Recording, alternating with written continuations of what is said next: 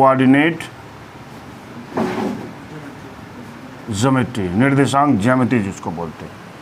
ठीक है, कल हम सब लोग इसका क्वेश्चन नंबर 14 हम लोग देख चुके थे। आज हम सब लोग क्वेश्चन नंबर 15 को देखेंगे। इसमें इन्होंने साफ तौर पे कहा है कि सिद्ध कीजिए कि बिंदु इतना इतना इतना व इतना एक आयत के शीर्ष है। ठीक है, मैंने कहा यहाँ मैं सॉल्यूशन पे चला और हमने यहाँ पर एक आयत बनाया। देखिए, एक आयत हमने बना दिया ऐसे। यहाँ से शुरू किया ए बी सी और डी। मैंने बोला भी था आपसे, जैसे इसका नाम लिखे हैं वैसे इन कोऑर्डिनेटों को लिख दीजिए। ये है आपका 2, -2, 8, 4, 5, 7 व -1, 1। ठीक है, आयत की हमारी कंडीशन होती है ये वाली साइड बराबर होगी, ये वाली साइड और ये वाली साइड बराबर होगी। अगर बराबर हो जाती है तो हम कह देंगे कि आयत के शीर्ष हैं, कह देंगे ना। हमको यही प्रूव करना है। तो मैं डिस्टेंस फार्मूला से, दूरी सूत्र से ए बी को निकालता हूँ। पहले आइए लिखेंगे ए बी के लिए। ध्यान दीजिएगा, ए बी के लिए क्या हो जाएगा, x1 बराबर 2, y1 बराबर -2, x2 बराबर 8 और y2 बराबर क्या हो गया 4। अब फार्मूला आपका है ए बी बराबर अंडर रूट क्या होता है, x1 माइनस x2 का whole square plus y1 minus y2 का होल स्क्वायर होता है ना formula. This will be equal to under root x1 means 2, देखिए अब -8 का क्या हुआ होल स्क्वायर प्लस y1 की वैल्यू क्या है -2 और y2 माने -4 का होल स्क्वायर। ये कितना हो गया बेटा, ये हो गया -6 का होल स्क्वायर प्लस यहाँ पर क्या हुआ -6 का होल स्क्वायर। ये कितना हुआ 36 और प्लस 36 यानी कितना √72। इसको हटाइए यहाँ से। देखिए ये बराबर कितना हो गया बेटा, √72 हो गया कि नहीं। अरे भाई 36 को जोड़ा जब मैं 72 को आप लिख सकते हैं क्या 36 × 2 हो सकता है ना, 36 × 72 और 36 का जब वर्गमूल ले लेंगे तो क्या आ जाएगा 6 और √2 का वर्गमूल तो निकल नहीं सकता, यानी इसकी डिस्टेंस कितनी आ गई 6√2। अब इसी में हम किसको निकाल लेते हैं सी डी को, दोनों बराबर होना चाहिए ना, बोलिए। तो लिखेंगे फॉर सी डी के लिए फिर लिखेंगे x1 बराबर 5, y1 बराबर 7 हो गया कि नहीं, x2 बराबर -1 और y2 बराबर 1।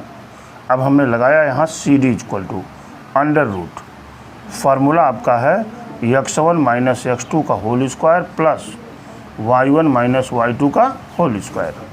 ये अंडर रूट देखिए x1 में 5 और -x2 माइनस प्लस का होल स्क्वायर प्लस y1 में 7 -1 का होल स्क्वायर।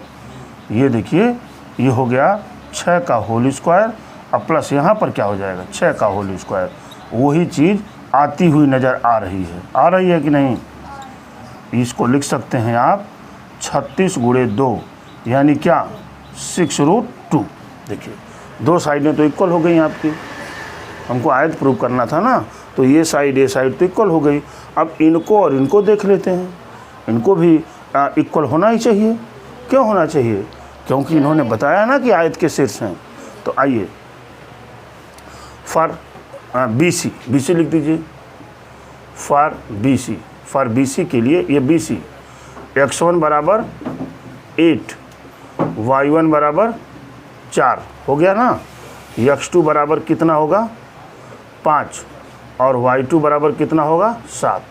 तो आप लिखेंगे BC बराबर अंडर रूट क्या होता है x1 माइनस x1 माने 8, क्यों, अब माइनस x2 माने 5 का होल स्क्वायर प्लस y1 माने 4 और -7 का होल स्क्वायर। कितना हो गया बेटी, ये तो आ गया 3 का होल स्क्वायर हो गया कि नहीं, और ये कितना हो गया -3 का होल स्क्वायर। कितना बचा यहाँ 9 प्लस क्या 9, यानी इसको क्या लिख सकते हैं अंकुश 9 इंटू 2 यानी क्या 3√2। इसकी साइड कितनी आ गई 3√2, देख रहे हैं ना। अब ये तो BC निकल गया, अब क्या निकालेंगे हम AD निकाल लेते हैं। चलिए फॉर AD के लिए क्या हो जाएगा x1 बराबर 2 y1 बराबर -2, अरे भाई, और x2 बराबर -1 और y2 बराबर 1, हो गया कि नहीं। अब हम यहाँ AD पर जब चलेंगे AD equal to under root x1 minus x2 यानी 2 + 1 का क्या होल स्क्वायर प्लस -2 - 1 का होल स्क्वायर।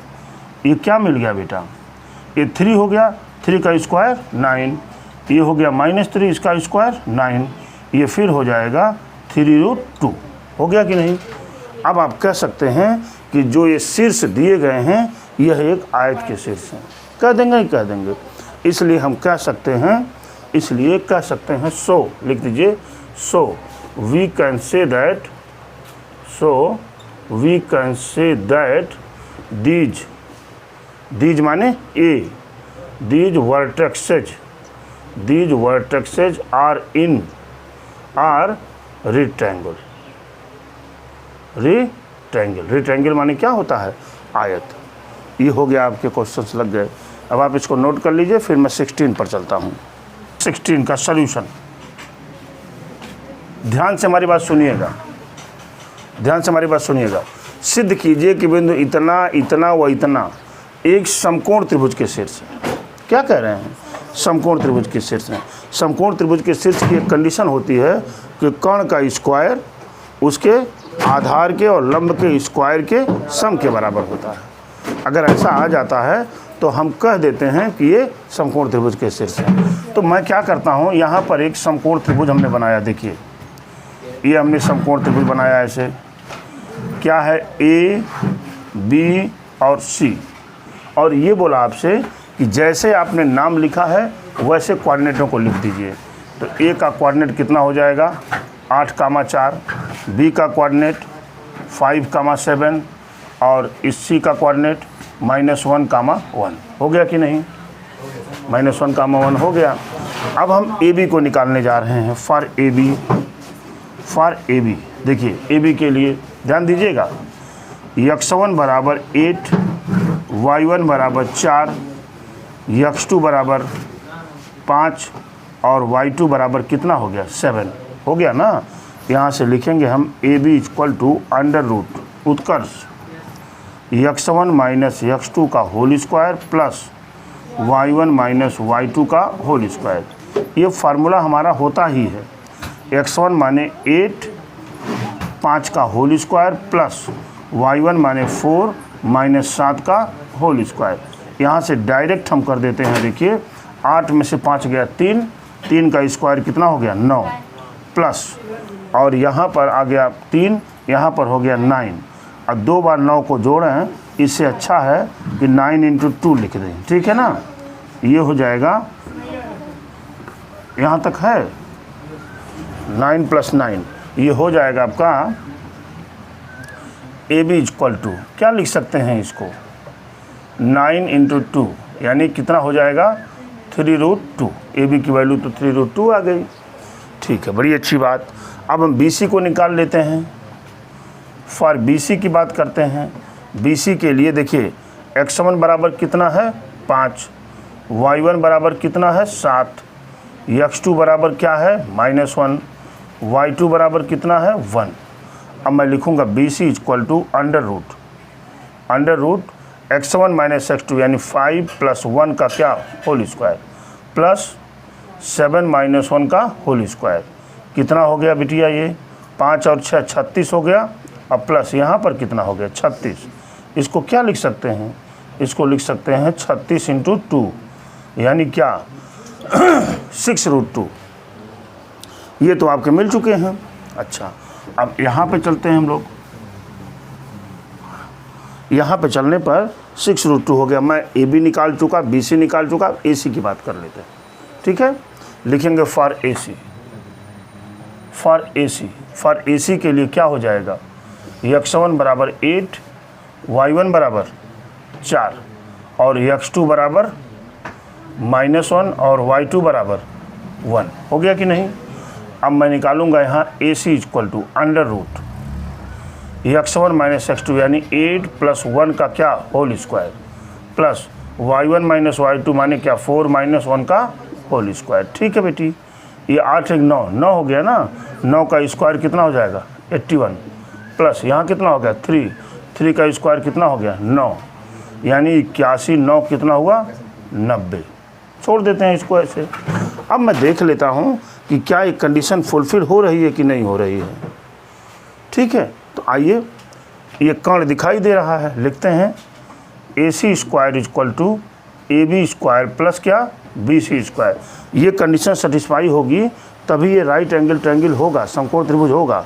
तो AC स्क्वायर का मतलब क्या हो जाएगा सूर्यांश, √90 का होल स्क्वायर बराबर AB की वैल्यू क्या है 3√2 3√2 का क्या होल स्क्वायर प्लस क्या हो जाएगा 6√2 का होल स्क्वायर। ये जब आप 3 3 का 9 दूना 18 हो गया कि नहीं।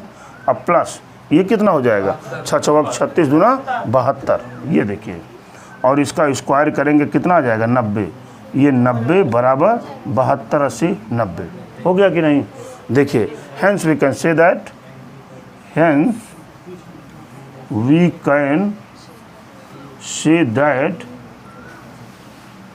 है ना,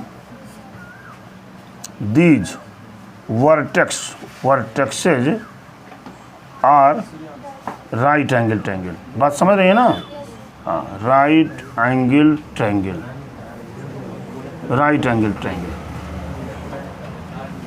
ये हो गया। देखिए कितना आसान है, ये कुछ करना ही नहीं है इस बात को। क्वेश्चन नंबर 17 का मैं सॉल्यूशन लिखता हूँ। देखिए क्या कह रहा है, सिद्ध कीजिए, सिद्ध एक समकोण त्रिभुज PQR के शीर्ष इतना इतना व इतना है, तो सिद्ध कीजिए कि इसके कर्ण की लंबाई 10 यूनिट होगी। अभी हम इसको अगर कोऑर्डिनेट पर खींचें, है ना, इस पॉइंट को कोऑर्डिनेट पर खींचें तो ट्रायंगल ही बनेगा। ये कहीं तो दिखा दे खींचकर, ऐसा नहीं है जो पॉइंट दिए रहते हैं वो पॉइंट इधर उधर से दिए रहते हैं। अभी जब मैं खींचूंगा तो एकदम ट्रायंगल बनेगा। देखिए मैं खींच कर दिखाता हूँ आपको।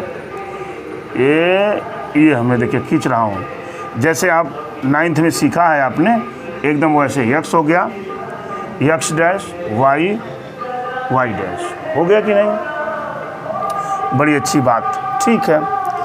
आइए, पहला क्या है P80 माने 1 2 3 4 5 6 7 8 यहाँ पर आएगा ना पॉइंट। मान लीजिए कौन सा पॉइंट है P, कोऑर्डिनेट कितना दिए हैं 80, छोड़ दीजिए, ध्यान मत दीजिए उधर। अच्छा, दूसरा Q पॉइंट कौन है 0 0, तो 0 0 पॉइंट तो ये होता है, ओरिजिन इसका एक Q हो गया, क्या पॉइंट है 0 0, ठीक है।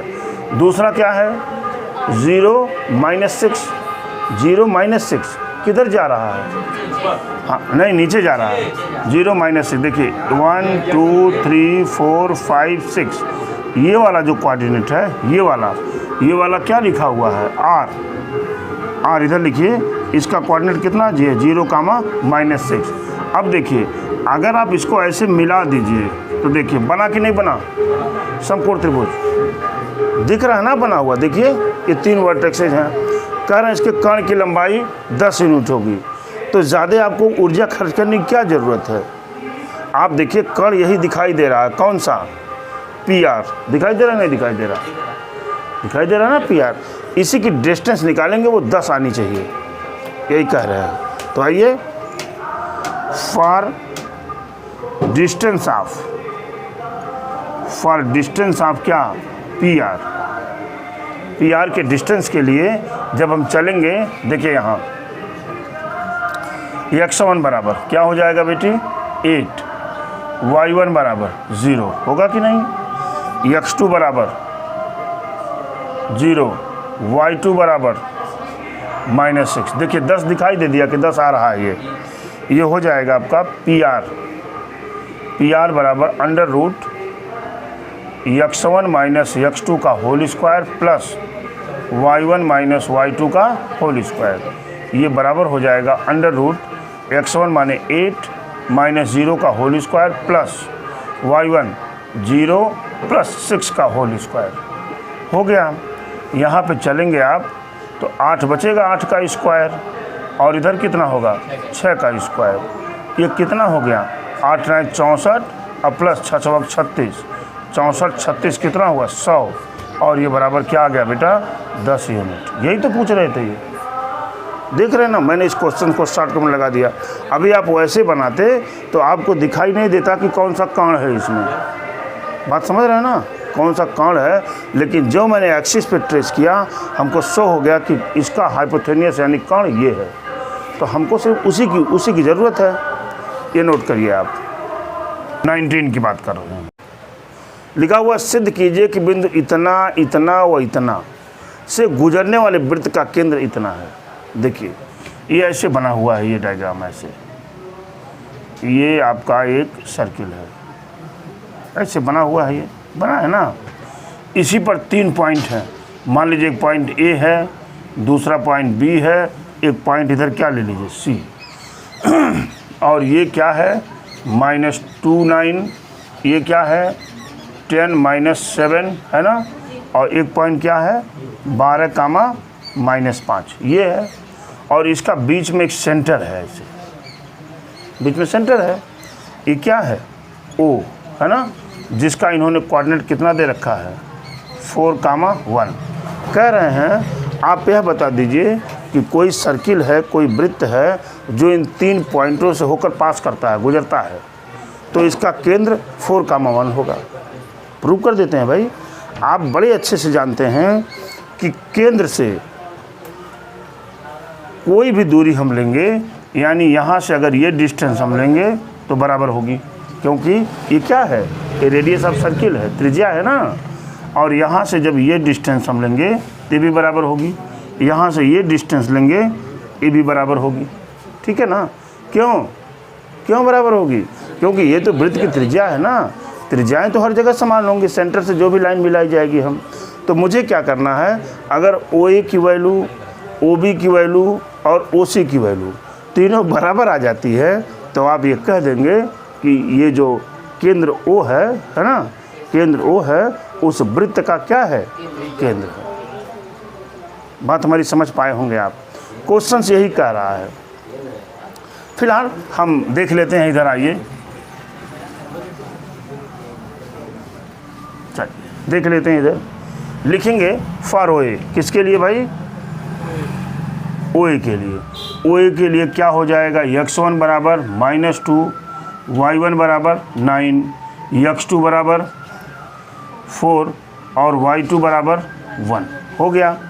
अब मैं लिखूँगा OA बराबर under root x1 minus x2 -2 -4 का क्या हो जाएगा होल स्क्वायर, इसके बाद प्लस, इसके बाद y1 माइनस y2 यानी 9 - 1 का क्या होल स्क्वायर।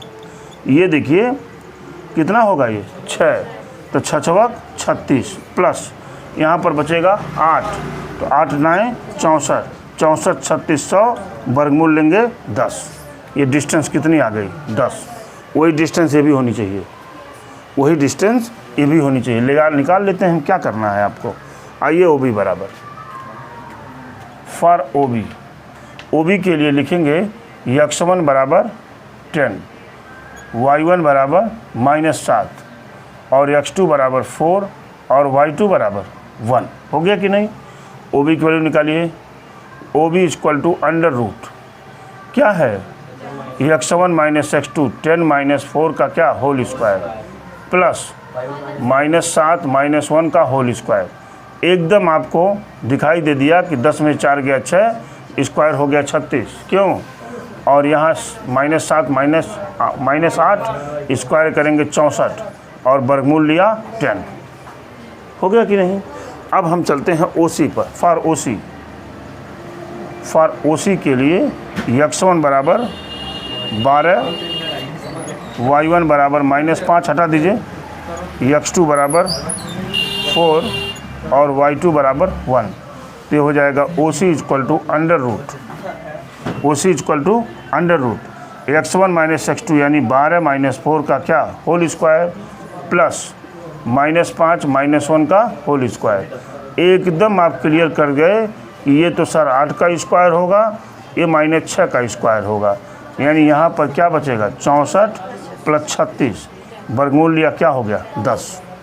देख रहे हैं ना, सारी साइडें इक्वल हैं, इसलिए OA, OB एंड OC है ना वृत्त का केंद्र होगा।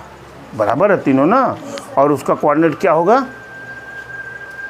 उसका कोऑर्डिनेट क्या होगा 4,1 हो जाएगा। लिखिए, इसलिए हम कह सकते हैं hence we can say that, हम कह सकते हैं कि O41 is the center of circle. Because कारण भी लिख दीजिए, बिकॉज क्योंकि OA = OB = OC। काम खत्म हो गया ये। चलिए देखिए 20 नंबर, 20 की बात करते हैं, जो सॉल्यूशन लिखा मैंने इसका। देखो बेटी इधर सिद्ध कीजिए कि P20 बिंदु इतने इतने व इतने से गुजरने वाले वृत्त का केंद्र है। क्या क्या रहे हैं ये देखिए, हमने यहाँ पर एक सर्किल बना दिया। ये सर्किल जो है, ये सर्किल A, B और C इन 3 पॉइंटों से पास हो रहा है। इन 3 पॉइंटों से पास हो रहा है। A का कोऑर्डिनेट है 1,2, B का कोऑर्डिनेट है 2,1 और C का कोऑर्डिनेट है 2,3 है कि नहीं है। इसका सेंटर क्या है P, इन्होंने दे रखा है। P का कोऑर्डिनेट क्या है 2,2 है ना। कह रहे हैं आप ये बताइए, कि ये P जो है इस सर्किल का सेंटर है। किस सर्किल का? जो सर्किल इस और इस पॉइंटों से पास हो रहा है। तो अगर होगा तो इनका रेडियस तो हर जगह इक्वल होगा ना। ये इक्वल होगा, ये भी इक्वल होगा और ये भी इक्वल होगा। बस तीनों की डिस्टेंस निकालिए, इक्वल आ जाता है तो क्वेश्चन सेंटर हो जाएगा। आइए फॉर एपी के लिए x1 = 1, y1 = 2, x2 = 2 और y2 = 2। देखिए 2 सब हो गया। ठीक है, अब मैं यहाँ पर देखिए निकालने जा रहा हूँ क्या, AP = अंडर रूट। क्या होता है, फार्मूला पता है, x1 - x2 का whole square plus y1 - y2 का whole square under root x1 की वैल्यू क्या है 1 - 2, 1 - 2 का होल स्क्वायर प्लस दोबारा अंडर रूट क्यों, y1 की वैल्यू क्या है 2 - 2 का होल स्क्वायर। यानी कितना बचेगा, यहाँ बचेगा -1 का होल स्क्वायर क्या होगा 1, ये तो 0 हो गया, वैल्यू क्या आ गई 1 हो गई। अब हम निकालते हैं फॉर BP, फॉर किसके लिए, BP के लिए। क्या हो जाएगा, x1 = 2, y1 = 1 और x2 = अंशुमान 2 और y2 = 2। ये भी दिखाई दे रहा है कि BP = under root x1 - x2 यानी 2 - 2 का होल स्क्वायर प्लस 1 - 2 का होल स्क्वायर। ये तो बेटा पहला वाला तो 0 हो जाएगा ये, और दूसरा वाला -1 का होल स्क्वायर करेंगे तो 1 मिलेगा, और 1 का स्क्वायर रूट भी क्या मिल जाएगा आपको 1। मिला कि नहीं मिला। अब BP भी हो गया। फॉर CP के लिए x1 = 2, y1 = 3, x2 = 2 और y2 = 2। हो गया कि नहीं, हो ही गया है ये। ठीक है, इधर हम चलेंगे CP बराबर, ध्यान दीजिएगा, CP = अंडर रूट क्या, x1 - x2 का whole square plus y1 - y2 का whole square. This will be equal to under root x1 माने 2 - 3 का होल स्क्वायर प्लस 2 - 2 का 2 - 2 का होल स्क्वायर माइनस 2 - 3 - 2 का क्या होगा 3 - 2 का होल स्क्वायर अंडर रूट, ये हो जाएगा 0 का होल स्क्वायर प्लस 1 का होल स्क्वायर, यानी क्या 1 आ गया ना। लिखेंगे सिंस, चूँकि है ना, लिखेंगे सिंस AP बराबर BP बराबर CP, hence we can say that